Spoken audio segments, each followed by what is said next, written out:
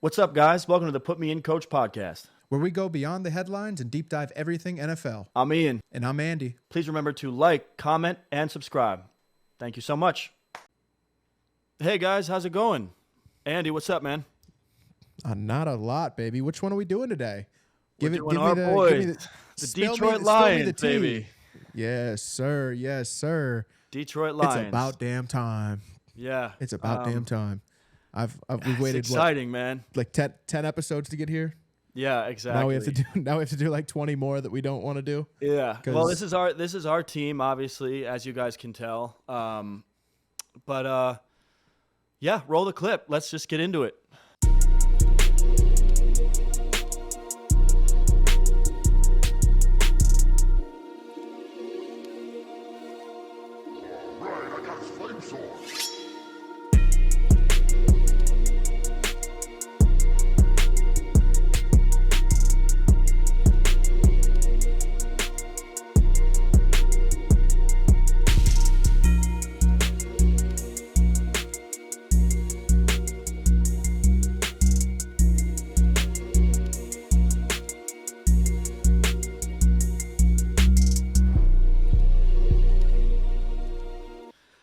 Normally we start with a 2023 recap, but honestly, I kind of want to just skip it. The reality was that we were a really good team. It's the first year of our lives, really, that this team was like legitimate. Didn't finish in the NFC Championship, but won the division and ultimately had a really good season. So I don't know. Like, there's really not much to say. Like, the future is here. No, we collapsed, and I think our collapse had a lot to do with being young, not really, having experience in those moments. And the player who did have experience was Jared Goff, and he played a great game. So, I think those are all lessons that can be learned. I think if you replay that game 10 times over, I think we probably win 5 or 6 times. It's just a matter of, we had moments where our defense was absolutely lackluster, and then you had, reliable guys all season, Jahmyr Gibbs, Josh Reynolds, guys who had been workhorses our entire season, have blunders. I think Gibbs fumbled maybe like one other time this year, and he fumbled, in maybe the most crucial moment of the season. And, Josh Reynolds misses 2 kind of layup catches that he would catch 10 times out of 10 in different situations. But, inexperience came into play, and the pressure was too big, and, what happened. But I also think it was a bit of fool's gold that we were there in the first place. So, it happens. I think so much of last season was about luck more than it was like just pure talent on the team. And this season, I think we're going to see the opposite personally. Yeah. Yeah, I'm with you. It felt like last year they exceeded my expectations based on kind of what I thought. I thought they'd be good. I definitely had them winning the division, and they did. Yep. I mean, they kind of did everything I thought they would do, and then they turned it up a notch. But it never felt to me, and I guess that's where I kind of part ways with Lions fans a little bit. Sorry. But it never felt to me like we were the best team in the NFC or a real I know after kind of week 1 against Kansas City, it felt like you started to hear the hype kind of started immediately with like the ski masks at the stadium. What Cold Brad said, we villains, right? Yeah. So the fans should wear ski masks? Yeah, part of us. It's the culture. I'm changing it. Blue ski masks. Yeah, you gonna get you one. You want one? Yeah. And all the celebrities just to lose in our first home opener to Seattle.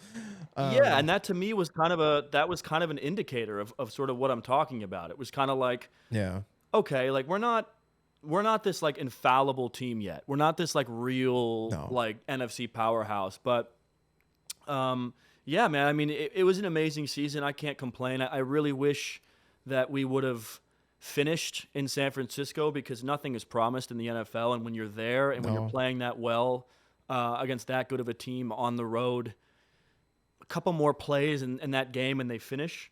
So it was unfortunate that they lost, but they did. And so we're on to a new season. And, I'm going to go ahead and just plant my flag in the turf, so to speak, right now before this episode gets underway.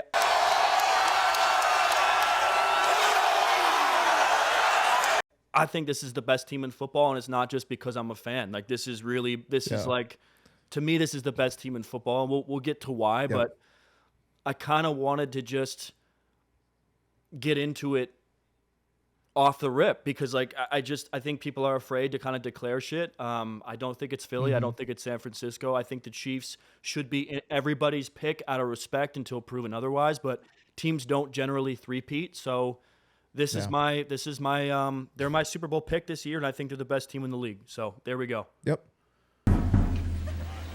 I also like to live dangerously. Yeah. Damn, I love it. I'm just getting it out of the way, man. I'm not bullshitting. Who would have thought, Yeah. Insert Paul Rudd meme. Yeah. Hey, look at us. Look at us. Who Yeah, thought? look at us. Who would've- Us. Hey, look at us. Look at us. Huh? Who would have thought? Not me. That's thought? real, by the way. I No, don't I'm put with you. I don't No, put it is stuff real. on tape. We're on tape now, so like we have a channel that we're trying to build and we're trying to grow. Please like, comment, subscribe, by the way, because we're trying to build this thing. I'm not going to put shit on tape that I don't believe in because now it's on here, and so people can circle back and make me look like an ass. Yeah. So, of course. I mean, that's my pick. That's what I believe. Let's start with, the offensive, I guess, at least personnel-wise, the leader of the team. We extended Jared Goff this year. I wanted to kind of get this topic out of the way first because I'm going to say my little piece on it, and then I'll volley it back to you because I know that you have a lot to say. But I've been a big fan of Jared Goff kind of since the beginning. I think for me it has to do with kind of the way I think there's a beauty to the kind of fluidity in which he throws the football. I believed in him coming out of Cal. You remember back in the day, I was very much on an island beating the drum of like, once they get a real coach and some players, like this guy is going to look like Diet Tom Brady. Like I promise he can play. Like I don't think he's a bust. I was proven right. We saw him, quarterback a team that was really the dregs of the league into a Super Bowl. He really was a pivotal part of that Rams rebuild. And for some reason, he gets none of the credit. I've noticed like he's just nobody ever acknowledges that like without that pick, without that draft pick, and without that quarterback, the Rams, as we know them, don't exist. And now he's done it again with the real worst franchise in all of sports, right? It's like you could take the St. Louis Rams, now the LA Rams, and say you guys are the worst franchise. And, for us, you don't have enough hands to hold our beer.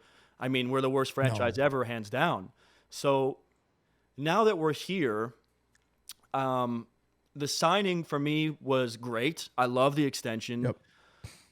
Before I pass it back to you, something I really want to address that bothered me, right? And this is a football therapy for us, right? We get to come on here and have our takes, and no matter how many people try to stop us from in the comments, like you can't. Like we get to say whatever the hell we want. So and we can say whatever the hell we want. Jizz. Sorry? Jizz. Like cum shot. You can say that because you said we can say whatever the hell we want. Sure.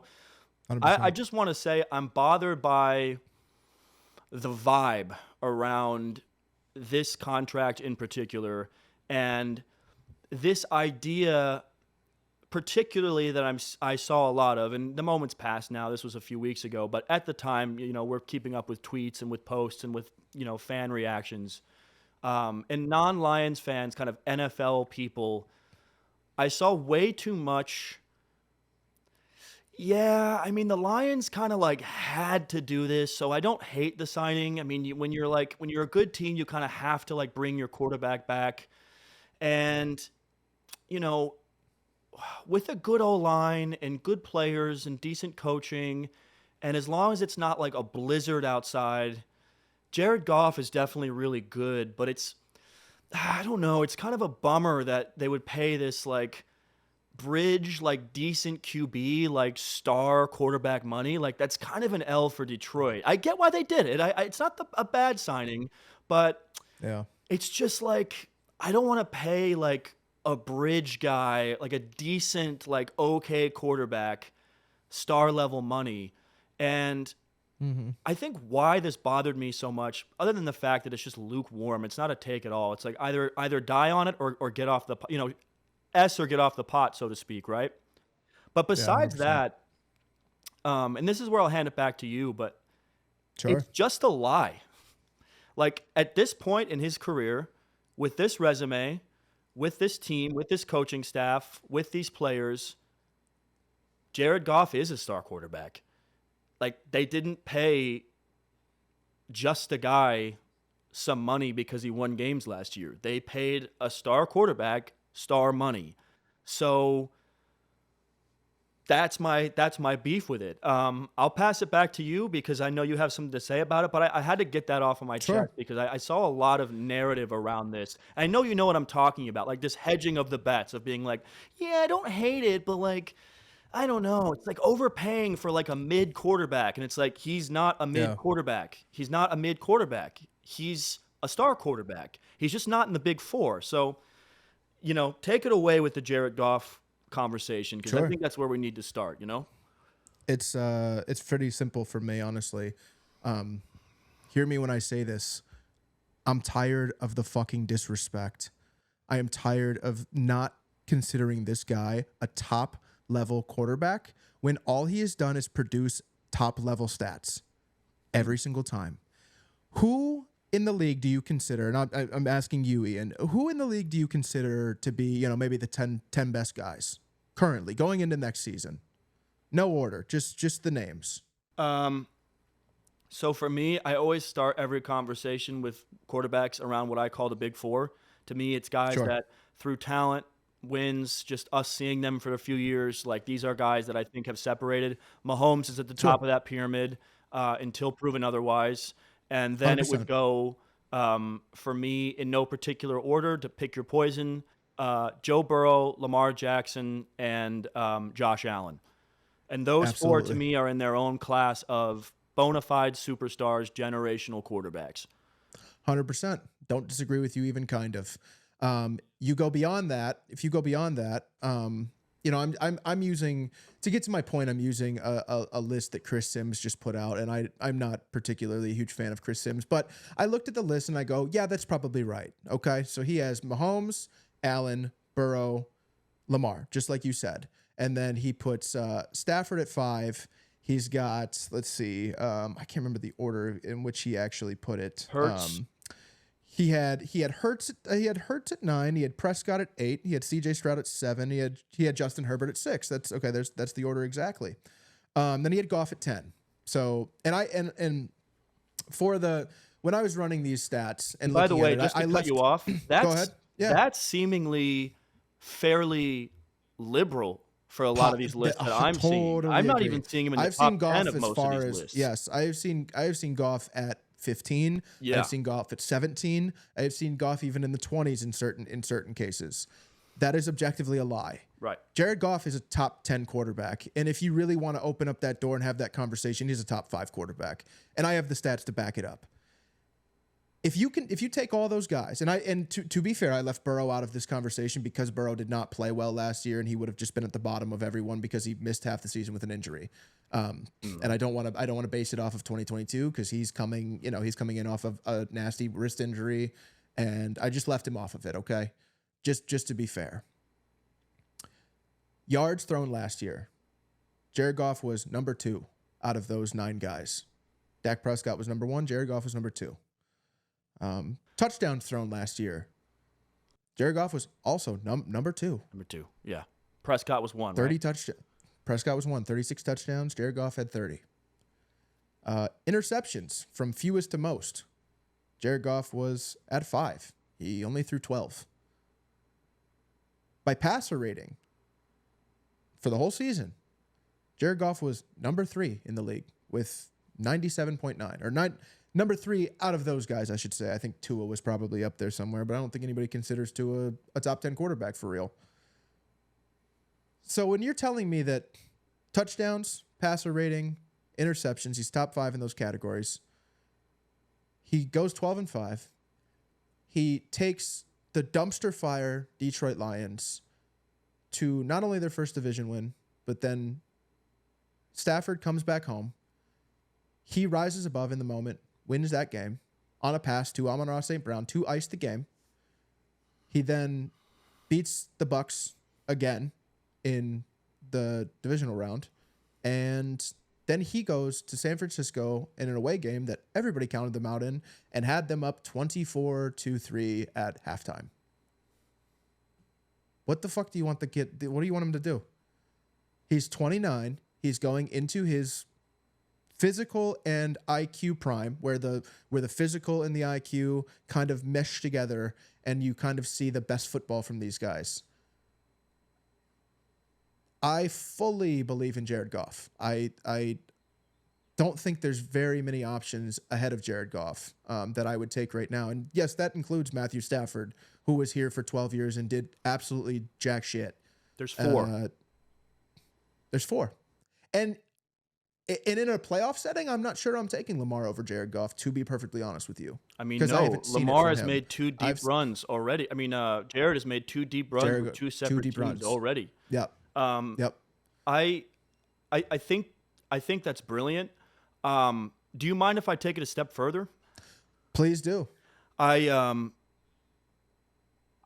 thinking about what you're saying, and I think it's important that we tell people the numbers of last season. And honestly, frankly, these metrics go out to even the season before when the team wasn't in this full rebuild. Yeah, go ahead. Totally agree. Yeah. You want me to rattle them off? Please do. Yeah. So last year, Jared Goff had a passer rating of 97.9 with 4,575 yards, 30 touchdowns, and 12 interceptions in 17 games. Yeah, and I mean, what's really those are before you get Patrick Mahomes had a passer rating of 92.6 with 4,183 yards, 27 touchdowns, and 14 interceptions. Do I think Jared Goff's better than Patrick Mahomes? Fuck no. I think Patrick Mahomes is in a world of his own. But when we're comparing those numbers, Jared Goff's numbers were objectively better. They were objectively better. You cannot argue me one bit on the actual data. It was objectively better. Yeah. Yeah. And I mean, I think what's really interesting is going beyond the numbers for me, because I love lists. I'm such a sucker. Like that is one way that I am like kind of a lame and kind of a casual, right? Like I love to like see a list and go, oh, I get kind of fired up about a list. I do too. I'm going to take it beyond just the numbers. Like I said, the big four, Lamar, Pat, Josh and Joe. To me, go argue with the wall. Overzealous Lions fans. I love Jared too, but just use your eyes. Those guys are more talented than Jared Goff. They've won more games too. Yeah, they're just better than Goff. The 5 spot seems to unanimously right now belong to Hurts. Now, I love Jalen Hurts. I've told you this. I'm a big Jalen Hurts fan. I certainly agree that Jalen Hurts is more dynamic than Jared Goff. But when you 100%. look at, resume combined with what have you done for me lately, that's how we judge these lists going into the 24 season, right? That's how it all is. It's like it's eye test combined with resume, combined with numbers, combined with last year, combined with projections.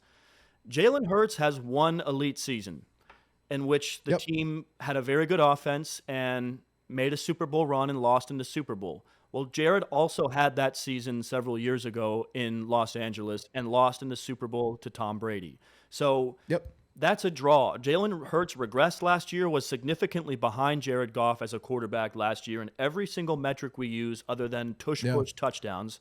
And he was to actually give you the exact numbers, he was number 6 on that list with 3,858 yards. Touchdowns, he was number 7 with only 23. And then interceptions, he was number 7 with 15, only surpassed by Josh Allen. Then passer rating, he was dead last out of those guys with an 89.1. Yeah, he just wasn't good enough as a passer last year to be for me to say so. And it showed. So already I've got holes in your 5 spot, right? And it's like, well, if he's not even top 10, well, then how come I'm debunking your 5 spot? So then you go to CJ Stroud, right? He had this great rookie year. Well, even CJ Stroud's great rookie year last year, his numbers, his win totals, and his playoff run was not nearly as impressive as Jared's. Jared Goff is entering his prime. And for me, I think there's a very real possibility that in 5, 6, 7, 8 years, we are talking about C.J. Stroud with a better career, as a better quarterback, and a more impressive quarterback than Goff. Fine, I'll give you that. Yeah, 100%. But you don't earn that off of a good dynamic rookie season. I'm sorry, the NFL stands for not for long, and this is a cruel business, man. Like, this stuff flips fast, and there's no guarantee that we're not talking about a regression. He has to put together multiple good seasons at quarterback before we're ranking him 100%. above Jared Goff. Then you go to Matt Stafford. Matt Stafford has the ring, so you got me, right? The problem I have with Matt Stafford is that Jared Goff is right in his prime now and entering his prime now, and Matt Stafford is out of his prime and probably only has about 2 more years left in the NFL if he stays healthy, which history shows us he doesn't. He won't. So no, he won't. You know, then you've got your Aaron Rodgers, right? Okay, fine. Aaron Rodgers is an all-timer, arguably top 5 ever to play. And to me, for my money, the most talented I've ever seen, including Patrick Mahomes. That'll start a debate in the comments, but I think he was Patrick Mahomes before Patrick Mahomes. I agree. Yeah, I agree. But the thing is, Aaron Rodgers is a first-ballot Hall of Famer with a way better resume than Jared Goff. But he's 40 years old, coming off an Achilles. So no thank you. You know, the list continues. Justin Herbert. Why Justin Herbert? Because he's bigger and stronger than Goff with a better arm? I don't know. Herbert done nothing. I've never seen Justin Herbert win a playoff. He made the playoffs once, and he was a one and done. It's empty calories. And it's like got beat by Trevor Lawrence. Yeah, he's literally Matt Stafford before the playoff Super Bowl run. Like, what are your empty calories? Like, you look good throwing the ball, and I love Herbert. I'm not trying to disrespect any of these guys. You know, but you keep going down the list, and none of it checks out when we talk about a guy who's made 2 deep runs with 2 separate bum franchises at the time that he took them over. The numbers don't add up. The other guy in there who had better numbers than him, the only one with better numbers than him last year, was Dak Prescott.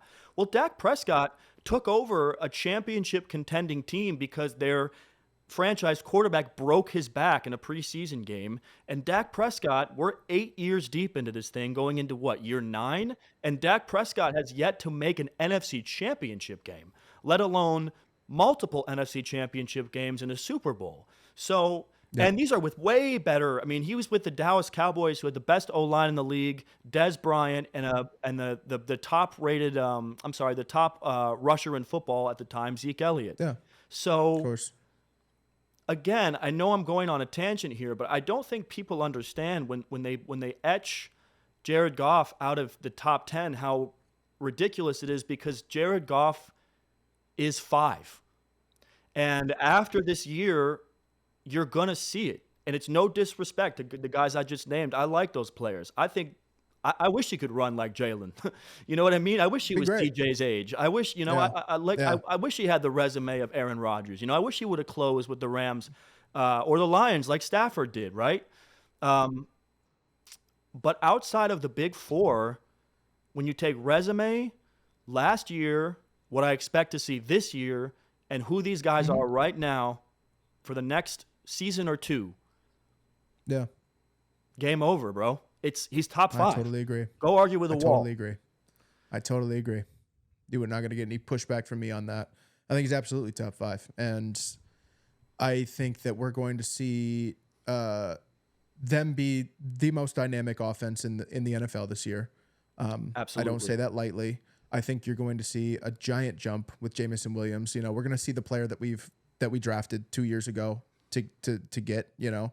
You're going to see that kid who was at Alabama absolutely tearing things up, because what the Twitter trolls and the people who don't pay attention to the Lions the way I do, what they don't realize is that you have, you drafted him when he had a torn ACL, so you knew he wasn't going to play his rookie year. And if he did, he was going to play very, very, very minimal snaps.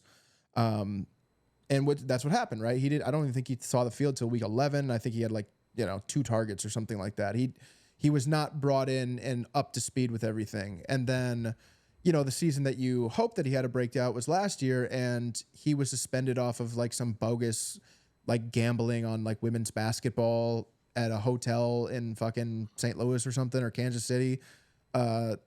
So he's not allowed to go to mini camp. He's not allowed to go to OTAs, and he's suspended for the first 4 games of the year. you guys don't know the way I know that Brad Holmes and Dan Campbell run a very tight ship. They don't really play that shit. So if you're not up to speed with the team, which you obviously can't be if you're not allowed to be with them, they're pushing you off to next year. They're not going to implement you heavily in the passing attack the way that you'd hope as a fan that he would be brought in, right? You watch these games. Obviously, he was suspended for 6 games. He only had 4 that he actually served. He was brought in, and any Lions fan can tell you that Goff didn't really throw to him because there was no repertoire between the two of them. It was just, hey, go run, and if you're open, maybe I'll throw it to you. But there was no connection between the two. You watch a Sam Laporta, you watch a Josh Reynolds, you watch an Amon Ra St. Brown. He obviously has a connection with these guys. And for better or for worse, I watch pretty much every single Dan Campbell press conference.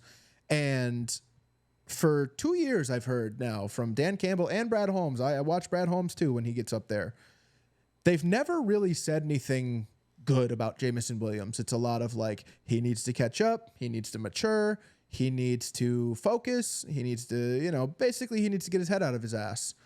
Until just a few weeks ago, when a reporter asked Dan Campbell during his presser, who has impressed you the most? And he said, if one guy has impressed me the most, it is Jameson Williams. He is a man on a mission this year, and I'll leave it at that. To me, that tells me that this kid is finally up to speed. He is finally ready, and we are going to see the guy that we traded up, 20 draft picks with the Vikings to go get. And if you have Jameson Williams acting as a high-level wide receiver too, you have an all-pro, first-team all-pro, and Amon Ra St. Brown, who's just got paid, who's got that chip on his shoulder from that game, and you have Sam Laporta. Good luck. Good luck stopping us. Right, and it's been, it's really been a failed draft pick so far. Yeah, and 100%. Look what we've done anyway. You guys, 100%. Like you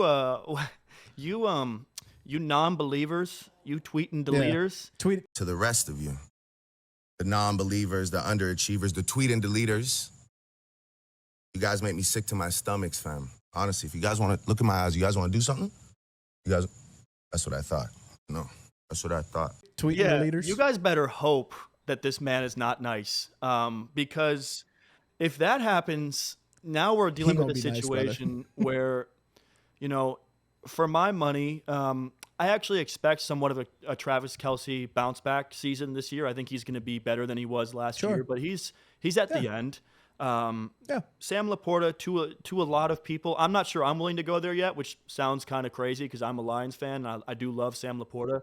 But for a lot of people's money, he's the best tight end in football right now. I don't care what you say. Jason Kelce just retired and Lane Johnson is getting old. Dallas just drafted 2 rookies and lost their franchise left tackle. This is the best O-line in football now. So you get used to it. Easily. Get used to that. Easily. And then when we talk about can I actually cut you off for 2 seconds there and actually give you the PFF numbers behind the O-line just while we're on it for a second? Sure. Yeah. Penei Sewell is ranked number 3, which is bogus. He's number 1. Give me a 23-year-old Penei Sewell over a 35-year-old Trent Williams any fucking day. And Tristan Wirfs is real nice, but he ain't Penei Sewell. Get the fuck out of here with that shit. No. Kevin Zeitzler, our new guard, who was brought in from Baltimore, who Baltimore fans told us in the comments, hey, this guy's he's just not that pivotal. Well, they just ranked him number 7 overall in the guard. Yeah, so and I'll take him over Jonah Jackson probably, every day of the week. And I'm gonna say he's probably pivotal. Yeah. Frank Ragnow, he's a top 3 center in the league. No ifs, ands, or buts about it. Injury or not, no toe or not, he's top 3. Yep. Graham Glasgow is the weakest link on the entire offensive line, who was ranked, I believe, 27th in the top 30 guards. So he's still in the top 30. And then you have Taylor Decker, who was ranked 16th in tackles. Right. So you have 2 top 20 tackles. You have 2 top 30 guards, 1 in the top 10, and then you have a center who's top 3. Yeah. You have 2 positions on that line who are top 3 at their entire position. It is unequivocally the best offensive line in the NFL. There's no debating about it. Yeah, and I want to continue, please. No. I mean, it's thank you for giving me the numbers behind it, because that's my belief now. I wasn't saying that last season. I think that this is the year. No, I wasn't either. Yeah, and there were some Lions fans being like, "We have the best O-line," and I'm like, I don't know. Not I quite. think San Francisco's still in that. I still think that there's some team, but right now for my money, give me the Lions. I'll touch on the running game in a second, because I think we arguably have the best backfield in the National Football League. But we do. One guy that cannot be overlooked that you did mention, who was also re-signed, who is almost like, ironically, the Jared Goff of wide receivers. Man. Amon Ra St. Brown. I want to give a little bit of a – I'm going to just take your formula and kind of serve it back to the people. What does Bain say? We give it to you, the people. And we give it back to you, the people. I'm giving you guys the goods on this, because this is something that comes up a lot, as well as the same sort of thing with the Jared Goff signing. You saw all these, as I say, tweet and deleters, non-believers in the comments, everywhere online saying, yeah, I mean, Amon Ra had a good last year. You had to pay him. You did. But, God, I just don't like giving a slot merchant, like, superstar money. It's just, I don't know. For my money, it's, he's not A.J. Brown. He's not Jamar Chase. He's not, and actually, those guys are right. He's better than those guys. He's better. Why? Thank you. Last season, he was second in the NFL in catches, second of all players. He was third in total receiving yards, and he was fourth in total receiving touchdowns. So he was second, third, and fourth in all of the major metrics we look at for wide receivers, which is insane, right? Even, the only receiver who arguably in the entire National Football League who had a better season was CeeDee Lamb and Tyreek Hill. So when we talk about Amon Ra St. Brown, and we talk about the production and the consistency the last couple of seasons, it's unmatched. You factor in the whole shtick about him, memorizing every player in front of him, the work ethic, the team commitment. Like, for my money, this guy, outside of maybe a couple of names in the NFL, is the best wide receiver in football. So he was number 2 in yards after catch as well. That's insane. So also you have a guy who is better than Deebo Samuel at Yak, right? It's like, I mean, only behind our boy CD. Only behind CD. And like I said, we just finished the Dallas episode, which will be up in a tonight, essentially. By the time they're watching this. By the time you're watching this, the Dallas video will be available. I said in that video, given system, given quarterback, given coach, for my money, CeeDee Lamb is the number 1 wide receiver in football right now, and that's my opinion. This guy's number 2 for me. Given the system, given the intangibles, given the quarterback, given the offensive coordinator, who we'll get to later, who I think for my money is also the best OC in football. So now you have the best O-line in football. You have what I believe is a top 5 quarterback. We just mentioned Jameson Williams, and we expect him to take a huge step this year. Huge step forward. You have some people's belief, in my opinion, just out of respect, he's number 2 for me, but a top 1 to 2 tight end, depending on who you ask. And in my view, given continuity and all factors included, the second best wide receiver for my money right now in the National Football League, and at the very least, top 5. We're smoking on A.J. Brown packs, by the way. He's better than A.J. Brown 100%. Right now. I'll die on that hill. Yes, he is. I'll take him over him any day. Not to mention, he's not a fucking drama queen. He doesn't sit there and cry. He got a contract, and you know what A.J. Brown did? He cried, and I think Amon Ra was the highest paid wide receiver for 20 hours before A.J. Brown said, I need a new contract. I'll do you one better on A.J. Brown. A.J. Brown. Sure. A.J. Brown threw a temper tantrum on the sideline in a game last season against Minnesota that they were winning because Devonta Smith was getting more targets from Jalen than... He's not a team player at all. You would never see something like that from Amon Ra St. Brown. And, nope. When you factor that in and combine it with, my last kind of little blip about this offense before we go to the other side of the ball, this is also the best backfield in football. And 100%. I'll let you speak on these two players, but when we signed David Montgomery last season, it was before we traded Swift. And initially the thought was, okay, we're going to have Montgomery and Swift, and that is incredible. And I think everyone was really excited about that because it opened up, the ability for Swift to be Swift. And now you have a guy who can run between the tackles and has that grit and has that size and has that durability in Montgomery.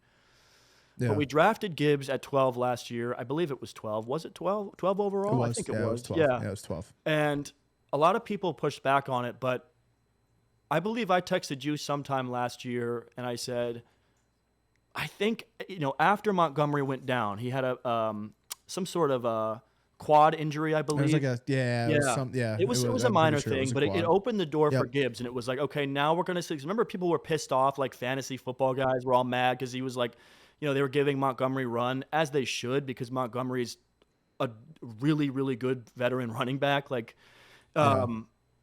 But it was the time that we all got to see, like, is Gibbs going to step in and be amazing?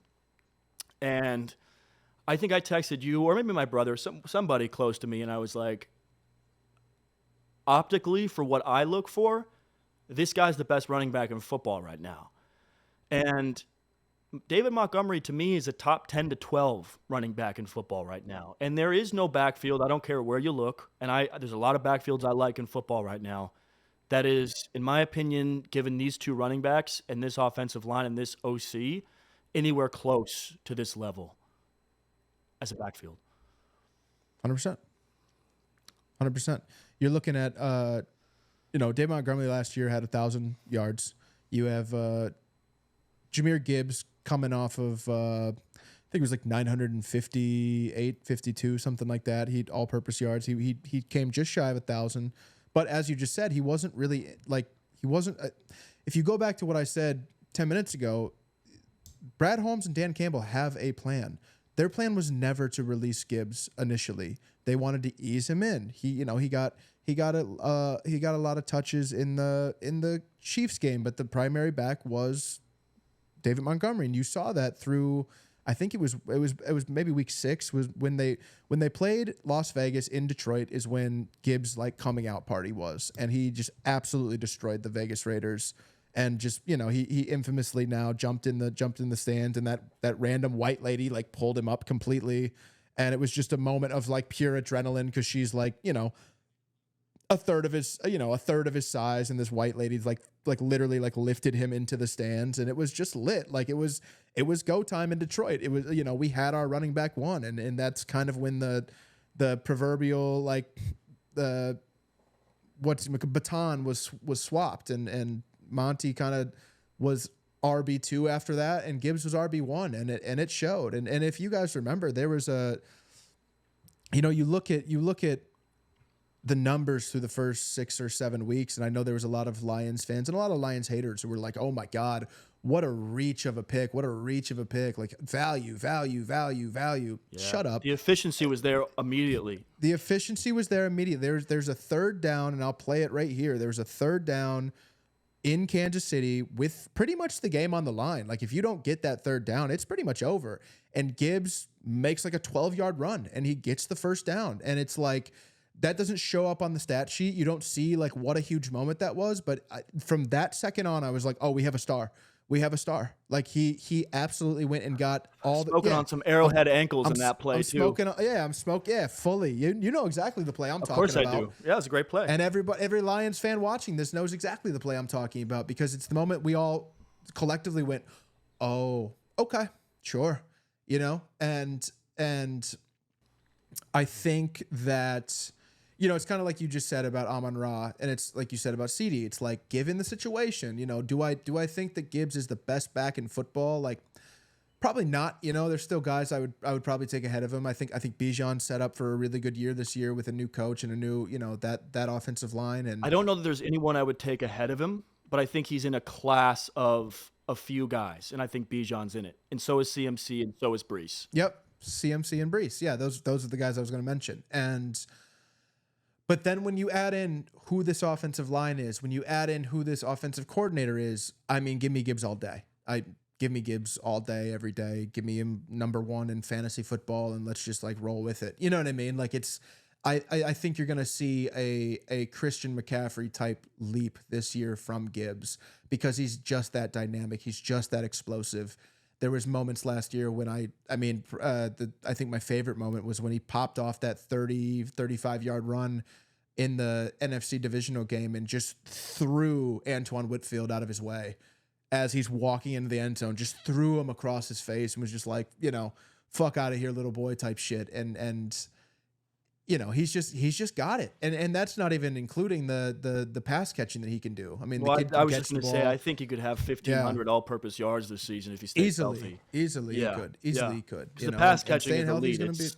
He's more Alvin Kamara than Alvin Kamara somehow, to me. 100% at this point. Really yeah, impressive. I totally agree. I think we're going to see him. I think at the end of this year, we're gonna be saying, okay, it's Breece, Bijan, and Gibbs, and you could give me either one of the three, and I'll be totally fine with it.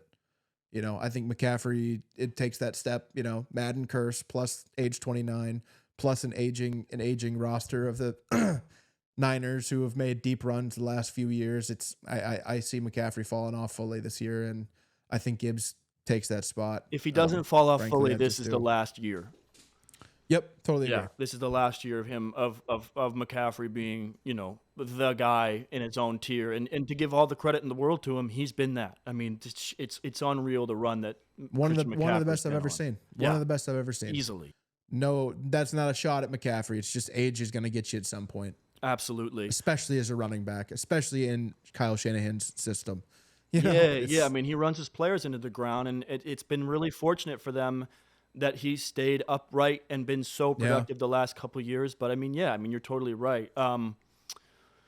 Man. Yeah. So you know what? You guys take that. Best offense in football next year. It's not close. That's my take, and that's Andy's take. No holes. Let's get to the other side of the ball, which will certainly not be the best in football next season. No, it won't be. But we both kind of like a lot more than maybe we should, and maybe definitely more than we have, because they've left a lot to be desired. But I'll pass it over to you. Why are you and I so maybe delusionally positive about this unit that's been frankly dog shit the last couple of years, really the last 3 years? What do you think? Why?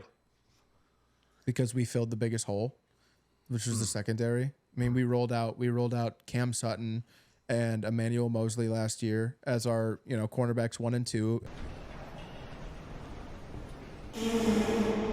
Dearly beloved, Emmanuel Mosley died after 2 plays, which opened the door for Jerry Jacobs and a Kindle Vildor, who neither one have any business being on an NFL team, let alone cornerback 2. And really, your cornerback 1 was not a cornerback 1. He was like a slot cornerback at absolute best.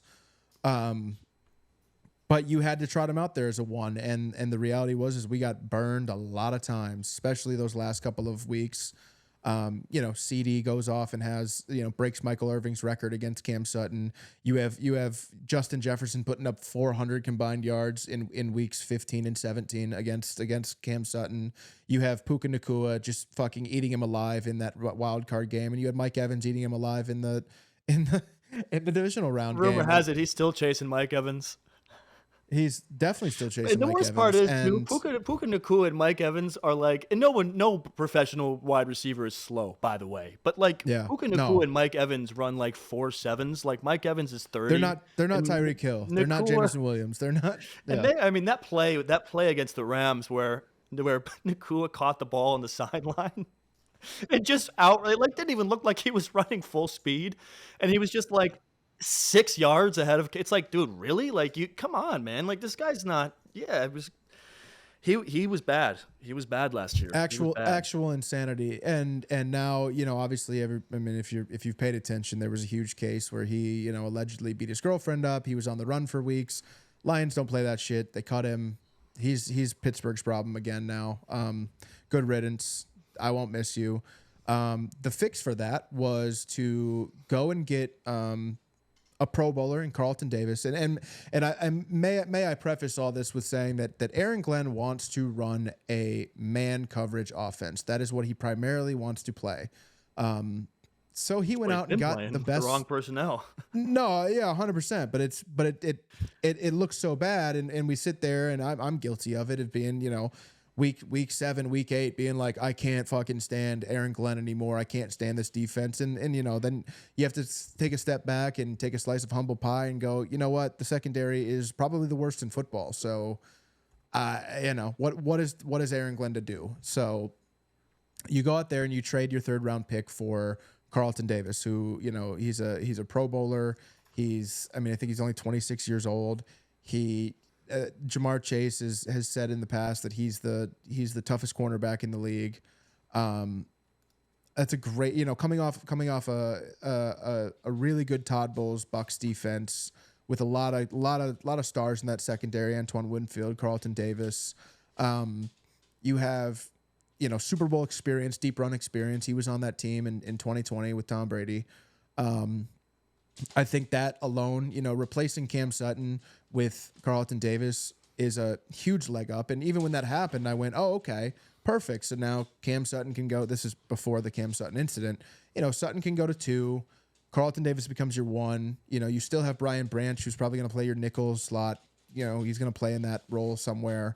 That's a good place to be in if you Cam Sutton can be your 2. Cam Sutton does what he does. He gets cut. We go out in the draft and we not only trade up with the Cowboys to go get Terrion Arnold, who was considered the best cornerback in this draft. You think we need one more? You think we need one more? All right, we'll get one more. We then wait until the 2nd round to take Ennis Rakestraw out of Missouri, who was considered, you know, a top 5 cornerback in this draft. And somehow, you know, a lot of mocks had him to us at 29 had we never traded up. And he fell all the way to 62 and fell right in our lap. So we double dipped on cornerbacks in the first 2 rounds. And I don't know if you guys are aware of Brad Holmes' track record in the NFL draft, but it's pretty good.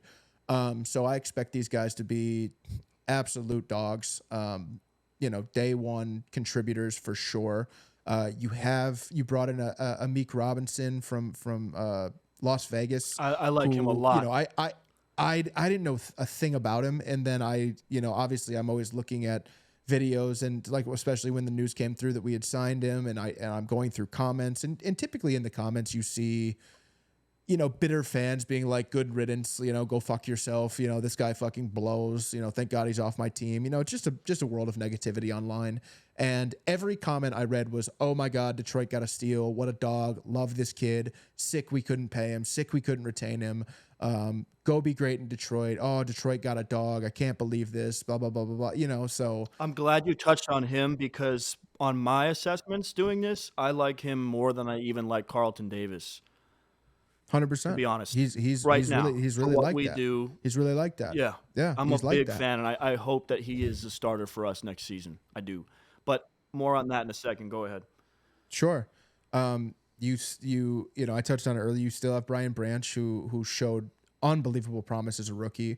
You know, had the infamous interception that kind of sealed that Kansas City game for us.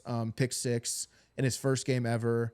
Was an absolute just menace on the field when he was healthy and when he was playing. I know he got some stuff cleaned up in his knee this offseason. He's been seen, you know, kind of around in a leg cast and on a bike. So, you know, will he be ready week 1? I mean, I guess that remains to be seen. I bet he will. Honestly, it seemed like it was a very minor cleanup. You know, nothing to be too concerned about. And then you still have Emmanuel Mosley, who we brought back on basically a free deal because the last 2 seasons he's torn his ACL and he's probably cooked. But I mean, if he's not, talk about depth, man. You go from having Cam Sutton, Jerry Jacobs, and Kendall Vildor to having, you know, that lineup of guys. I mean, I know you and I touched on it earlier, but I think this might be one of the biggest strengths of this team. I think we might be seeing a top 5 secondary in the league next year. And that's not me being hyperbolic, to be honest with you. No, I love that. I love the boldness of it. What's really interesting too is I talked about, how, earlier when I touched on Jameson Williams being essentially a bust thus far. And despite that, our offense has been a top 10 offense easily the last 2 seasons. What's really interesting about the secondary is top 5 is bullish. I agree with you that it's going to go from a weakness to a strength. Yeah. But I don't think that people understand actually how truly atrocious this past defense has been. Just because of the record. I just went into the archives for fun. Last season, we were ranked 31st in pass defense out of 32 teams. And in 2022, we were ranked 30th out of 32 teams. So this has been a bottom 2 or 3 defensive backfield for the last 2 seasons. So what's really dope is like top 5 would be amazing. But if this puppy's even like top 12, top 13, like you're looking at it will be one of the best defenses in football, arguably. Which is really crazy because I don't think people realize how bad this defense has been. Like I don't think people because get we were in the NFC Championship game, and you see that the biggest tell to that, right, is if you watch the playoff games, especially between the Lions and Rams and the Lions and Bucks, when that field got short and it was red zone situations, 20 yards, 30 yards even, you weren't scoring on us because there wasn't open field to get to. But when there was open field, oh, buddy, it was over with. You know what I mean? It was over with. If you had, CeeDee Lamb goes for, like a 98-yard touchdown or something. I mean, he's wide open in the middle of the field. Justin Jefferson, again, had a field day on us. I mean, I can rattle off multiple wide receivers that were just having absolute lunch on our secondary. And frankly, that shit's not just it's just not going to happen this year.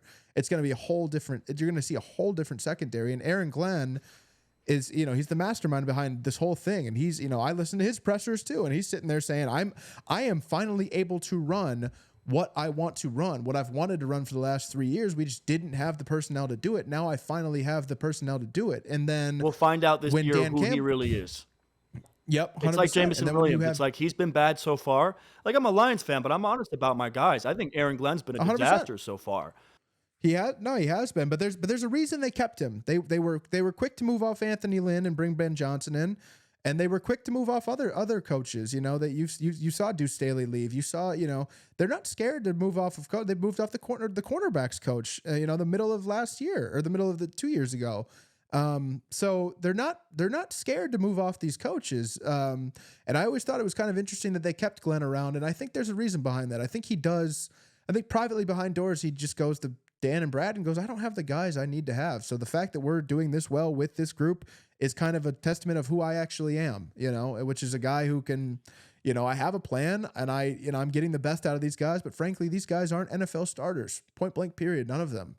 I think you're totally right. And I mean, I'm willing to totally bet that Aaron Glenn has a bounce back. I haven't lost total faith in him, but we'll find out this year because now he has some talent in that backfield. And if Aaron Glenn is who you guys say he is and who I've been told he is, then it's going to be scary hours because I totally believe in this person now. I mean, you touched on Amik Robinson. I'm like really, really high on him. I love the draft picks. I do want to talk about a free agency signing on the defensive side of the ball that matters to me a lot. Sure. And that is DJ Reader. Absolutely. And, also, I mean, I could throw in, I'll give an honorable mention to a guy that everyone thinks is completely toast, and I think actually might have something left in the tank, and that's Marcus Davenport. But he was hurt a lot last year, so I don't think we saw what he actually could be on this defense. The reason why I'm going to get controversial now because I've been pouring praise on my team for good reason.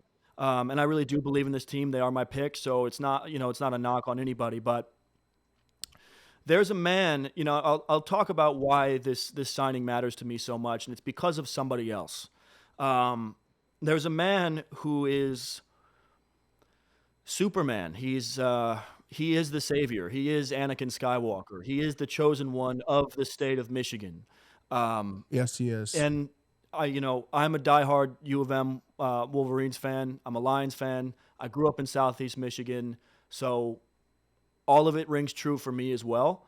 This is not an attack on this person. I mean, when they drafted this guy at 2nd overall a couple of years ago, I lost it. I mean, it's beyond excited about it. And I think this guy's a really, really good player and an even better team guy. I really, really like him. But Aiden Hutchinson is not a superstar yet. And no, he's not. I am really tired of Lion Nation, including myself, being blinded by our Avengers comic book hero of it all. I mean, he even looks like a superhero. He's 6'7", 250. Yeah. I mean, he's built like an action figure. It's just such a perfect storm. And he's been just good enough, and he's had just enough spike games that don't really matter, and just enough game-wrecking moments and touchdowns and fumble recovery touchdowns and a couple picks here and there that are really great plays that we've glossed over the fact that particularly Lion fan and Lion media, but also the national media, has put this guy fraudulently in the conversation with the Myles Garretts, the TJ Watts, the Nick Bosas, the Max Crosbys. He is in that whole second tier with the Kayvon Thibodeau.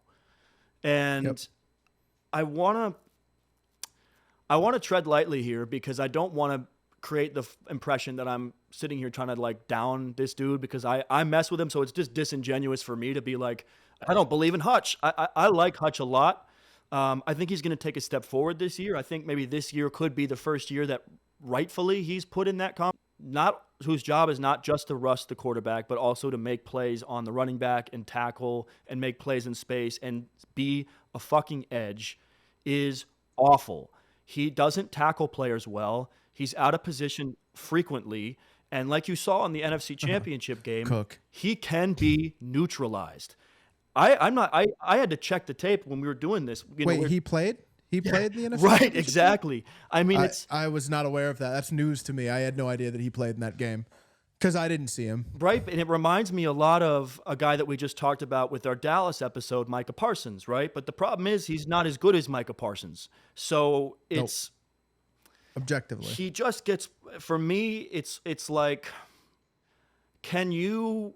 The reason why I love this DJ Reader signing and the Marcus Davenport signing, and of course the secondary being better now, is going to give quarterbacks a bit more time in the pocket because they're not going to just be throwing darts immediately all over the, it's going to give time for the pass rush to develop. The reason why I like these signings so much, particularly DJ Reader, is because I believe, paired with Allie McNeil and these guys, James Houston should come back healthy this year. Fingers crossed he's better because he, a sack machine. Yeah, if he's healthy, he can be really good, but he's been really inconsistent. I think this defensive front seven, including Jack Campbell, who needs to take a step this year, and I think will at middle linebacker. It's a harder position to learn in a year. These guys there needs to be a support staff around Hutch. Because you don't have TJ Watt. You don't. You have JJ Watt with the Cardinals. That's what he is. I mean, that's what he is right now. You have Jake Long. Jake Long. You have Jake Long, right? Great comp. Or Chris Long? Chris Long is his dad. Or is Chris Long? Yeah. I can't remember. No, Jake Long was the offensive Jake Long lineman. was the offensive tackle. Yeah. Chris Long. No, Chris Long is right. But what was his dad's name? I think it's right. Anyway, Howie Long. Yes, Chris Long. Howie Long. Yeah. I mean, Chris Long was a good player, and there's a lot of. I mean, the NFL is full of good edge rushers, and we have one. We have a good edge rusher. There's no doubt about it. Yes, we do. But when you look at the numbers, and frankly, when you watch the tape, and especially when you watch the tape against decent offensive linemen or offensive coordinators that know what they're doing, like Kyle Shanahan, like Sean McVay, like Dave Canales. which is the class that we're in now. Those are the guys that we need to that we're going to be playing. Mike McCarthy. We're going to be seeing, Green Bay's head coach Matt LaFleur, who I think is a criminally underrated head coach, especially on the offensive side of the ball. These guys know how to scheme him out of the game, and they do it over and over and over again. And I'm tired of watching it. And I'm tired of being sold this bill of goods that we have this A-plus Myles Garrett superstar at the edge who needs help. He has help now. So be that guy this year. And why I love signing a guy like DJ Reader from Cincinnati, of course, he has to stay healthy. That's a big but. And why I love guys like Allie McNeil this year is because I need these other players to step up and open the door for Aiden to be special, because I think he has it in him, but I, for my money, have not seen it consistently nearly enough. And I've seen way too many non-factor, non-existent games way too often for me to have this conversation that this guy's in the top 10. To me, he's nowhere in the conversation with like Josh Allen's, with like a lot of these really good defensive players. Yeah. I just don't see it. Nick Bosa, Joey Bosa, no way. Yeah, I mean, Khalil, Khalil Mack. I mean, he's just not, he's not in that class for me. But what say you on the defensive edge, and am I being too hard on Aiden? No, I mean, I think I could find 5 or 6 texts to either you personally or the group chat last year where I go, is 97 playing today? I think he's remarkably overrated, and everything that you said rings true to me, right? I mean, he grows up in Southeast Michigan. He's looked at as the savior of the city, and you said it all. He's Michigan's golden boy. It's a movie, and I don't. It's a movie. No, and I don't want to sound like a hater at all, because I think Aiden can be just as good as you just described. I think he can absolutely be that. But to say that he's been that thus far is a downright lie. He has not been that, and he really has to take that step forward this year, as you've just said.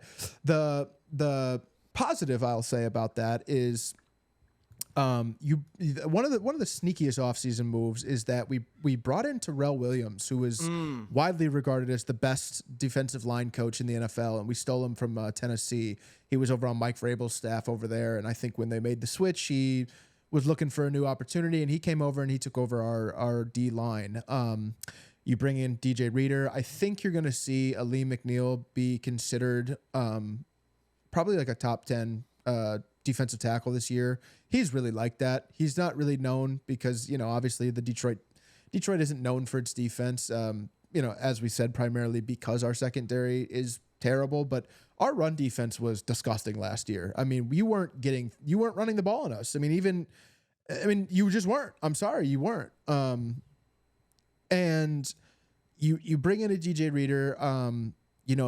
We drafted a guy in the second round back in 2020, Levi Onwuzurike, I think it is, who was amazing at Washington, who has been, frankly, a huge bust thus far, but he had really bad, it wasn't for lack of play. He broke his back, and he is rehabbed like a dog for the last 2 years, has not been cut from the team, and Dan Campbell was praising him in a press conference a few weeks ago, saying that he looks great. He lost a bunch of weight. He was able to keep the muscle on. He's able to keep his back healthy. So I think you're going to see a lot of step forward from Levi. Josh Paschal, another guy that we took in the second round, who's had injury problems, but when he's healthy, he's been productive. Broderick Martin, a freak of nature that we took in the third round last year, who was a huge project. We took him out of a small school. I don't think anybody, again, to go back to my point for the third time, Brad and Dan have a plan. They're not going to rush that plan. So, as much as you might want to see this, 6'8" defensive tackle pop in the game who's 305 pounds, it's not going to happen, because if they don't feel like he's ready, they're just not going to play him. And Dan's making it sound like he's he's ready. Like at least he's taken a huge step in the right direction. Yeah. So you have a lot of depth on the defensive line. It's not like you're just stuck with those guys. Obviously James Houston, as you touched on, he is a sack machine when healthy. He's a little undersized and he's not super versatile, but man, when in pass rush, he really has disgusting bend. And he can get to the quarterback quick. And Marcus Davenport, man, I mean, he was with the Saints for years, and he left a lot to be desired. But I think Dan and Aaron know what type of player they have in him and what his potential could be within the right system. And I think Davenport, if I remember correctly, was drafted. Well, I think he was drafted in the first round, if I'm not mistaken. I think he was probably drafted to be your edge one. I just don't think he's that. I think he's more of an edge two. But like we just touched on, Aiden Hutchinson's your edge one, I mean, point blank period. So if you can actually just fall into that kind of second role, I think there's a lot that could happen there. He's got talent, man. He's only 27. He's no, not, 100%. He'll be 28 this season. I mean, he's got a couple years potentially left to like prove it, Yeah. Yeah.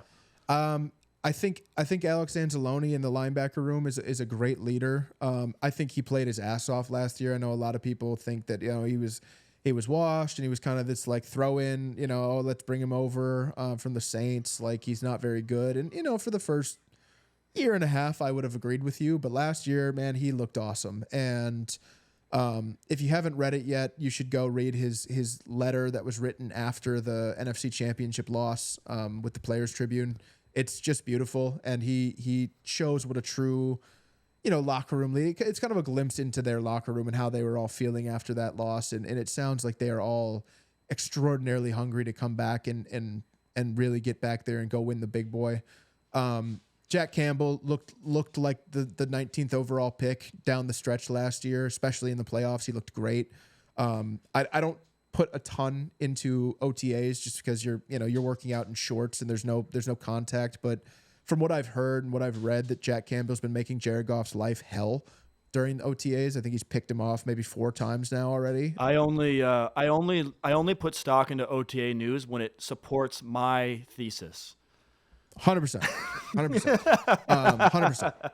No, I'm with you 100%. It's like always what it is, right? If I don't agree with it, it's it's OTAs. What do you mean? They're in shorts. Yeah. And if it's like something that I like believe already, I'm like, dude, you got to hear what's coming out of OTAs right now, man. JJ McCarthy does look terrible. Caleb Williams will be a bust. It's so true, man. So yeah, man. I guess just to wrap it all up on a whole scale. I mean, best O-line in football. Great wide receiving room. We expect, a great as far as Amon Ra and Sam Laporta. We expect a huge jump from Jameson Williams. Top five quarterback. Probably top 1 running back room, frankly. I think a much improved D-line. I think the linebacker core is going to be really, really, really good with Anzalone, Campbell. And then you got Rodriguez and Barnes are kind of your depth pieces who are also really good players. Not great, a little overrated by our Lions fans here, but Malcolm Rodriguez he's pretty good. He's a good depth piece. He's not what we make him out to be, trust me. And I think a completely revamped secondary with a head coach who is the best culture creator in the NFL, in my opinion. An offensive coordinator who very clearly wants to win a Super Bowl with this. He wants to see this through. It's why he won't leave. And who I deem to be the best. I'm biased, but I think he's the best GM in the league. There's a couple other names you could throw in there. Howie Roseman. I don't think he's earned it yet, but I definitely think he's Les Snead would be another one. But man, if this draft John class, Lynch. if these two cornerbacks hit the way that Gibbs and Laporta hit last year, or Panay and Amon Ra hit his first year, or even Aiden hit his second year, I mean, it's going to be hard to argue that he's not the best GM in the league.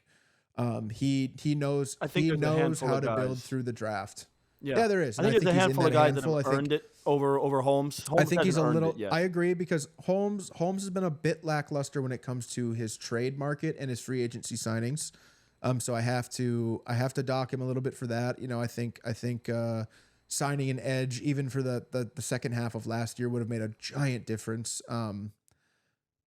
And, you know, obviously we saw what happened, and, you know, Aiden was a no-show in the NFC Championship game, and you had Chase Young on the other side of the ball, you know, a guy that they ended up getting for a third-round fuck-it pick, was making plays. So, you know, that would have been a nice pickup. You know, Montez Sweat, you know, you hate to give up a second-rounder, but, man, he made the Bears defense look completely different from one half to another. Hell of a player. Another guy who I might put over Aiden right now for all my money. Oh, for sure. Just slightly. Yeah. But I think Aiden can get for there. Sure. I'm with you on Holmes, can. though. I think the only difference between him and, you know, like guys that I would put above him, like Les Snead, Howie Roseman, John Lynch, maybe. I would put Brett Veach above him. And the difference with them, I think, is that I've seen them construct like multiple Super Bowl caliber rosters and then like do it again. Whereas I haven't seen Holmes do that yet. But in terms of like young GMs, for my money, I'm with you. I'm not against it. I can't rank him there out of respect to some of these guys. No, I'm with you. That's what why, I mean? It's like theoretical. That's why I preface it by saying I'm biased. I know in my hearts of hearts it's not true. But I'm with it's you. not. No, I'm with it's you. It's not true, if that makes sense. You know what I mean? Like, it does. It's just there. So give me your final record and I'll give you mine, and then we'll get out of here. 14-3, you win the division. Obviously, you get the number 1 seed. Path to the Super Bowl goes through Detroit. You go to New Orleans and you win that thing. Point blank. Period. Yes, Jared I love Goff. It's so exciting, Jared man. Goff. I'm planting my flag. I'm planting my flag right now. Jared Goff will be your 2024-2025 MVP this year. Everybody who just heard that is probably going to laugh, but let me break it down for you. Jared Goff is significantly better when he plays indoors. He has 3 games outdoors this year. That's it. He plays Chicago outdoors, he plays Green Bay outdoors, and he plays San Francisco outdoors, which is a warm weather game. So really it's 2.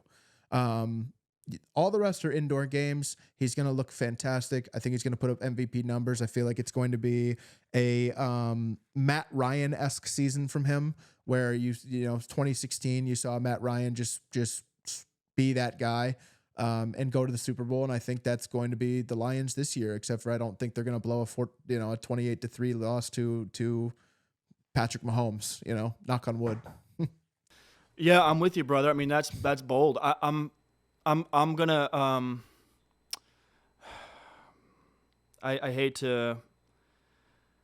to be so like just weak and not match your energy, but take it a step farther and say that absolutely guaranteed a Super Bowl, 100% Super Bowl. I guaranteed it. Baby. Yeah. Word to Detroit. No, they are my pick this year, and they are genuinely my pick. Straight they up. are not my fan pick. They were not my pick last season. No, they're the best team in football this year, in my opinion. I think I had the record at 13-4. I think they win the division soundly. I love Green Bay, to be honest, aside from, you know, them being the ops. But outside of that, this division does not scare me like it scares you guys. No, hell no. And I think that Los Angeles and Philadelphia are good. I don't think they're as good as us. And I think San Francisco is good, but I don't like the vibe right there, over there right now. I think the path to the NFC championship game into the Super Bowl is there for us. And look, it's really hard to bet against Kansas City, and maybe this is the year that Kansas City loses in the playoffs and doesn't make the Super Bowl. But assuming it's Kansas City, I've never seen a three-peat, and I lived through the Patriots era. So, you know, I just, for my money, it feels like an NFC year. It feels like a Detroit Lions. It feels like, and it's just this year. I don't think this is a dynasty. I think it's this year. I think they win it this year. No, I think it's this year. And I'm going all in. It's a full book. This is my pick, the year. And you know that's what I'm going with. So it's on record, and I'm with you, man. I love the energy. I love the enthusiasm, and you know, anybody still watching this, we ran long on this because this is our team, so this was always going to be the long one. But please like, comment, subscribe, and Detroit, please. Man. I hope you guys tuned in for this. I hope we get a couple of you guys to come in the comments and get excited with us because I'm all in on this team this year, man. And it's not just because I'm a fan. 100%. Like I as a football guy who's doing these evaluations, they're my pick. So let's get it. Detroit represent. Yes, sir. 313, Detroit. baby. Yes. All grit, baby. All right, man. I'll see you later. Thanks for doing this with me. That was a lot of fun. Peace. Yep. Of course.